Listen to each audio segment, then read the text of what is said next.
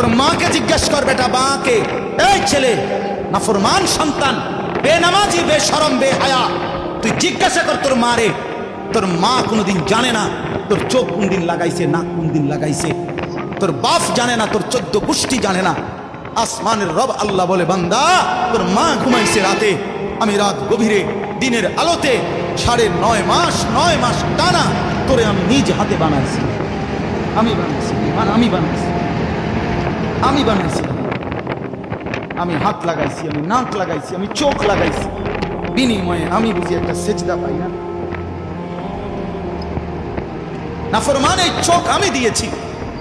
এই চোখে কত উলঙ্গ ছবি দেখলি, কত নাচ দেখলি, কত জিনা দেখলি, কত ব্যভিচার দেখলি, কত অশ্লীল দৃশ্য দেখলি। বেঈমান, আল্লাহ কোরআন দেখলি না কেন?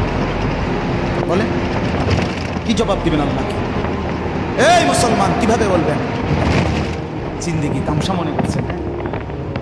জিন্দিগি মানে বনবিড়ি, জিন্দিগি মানে ফাঙ্গাস তেলাপিয়া, জিন্দিগি মানে ফুলকপি খাতা করি, জিন্দিগি মানে চা বিস্কিট, জিন্দিগি মানে গপসপ, জিন্দিগি মানে নাচ গান, জিন্দিগি মানে জিনা বেবিচার, জিন্দিগি মানে অস্থির ছবি, গান, বাদ্য। এই তো জীবন? তো জানোয়ারের জীবন, তো হাইওয়ানের জীবন, এ তো কুত্তার জীবন। রাস্তার ওই কুকুরও তো বেটা খায়, ঘুমায়, পেশাব পায়খানা করে। তোমার জীবনও যদি শুধু খানা, ঘুম আর পেশাব পায়খানা হয়, মেরে মোহতারাম, আমার ভাই, আমার বাপ, আমার বন্ধু, রাস্তার ওই কুকুরের সাথে তোমার পার্থক্য কি? তুমি দাঁড়ায় ভিডিও করো, তুমি কর, বুঝে যাও। বেনামাজিরা বলো, বেহায়ারা বলো,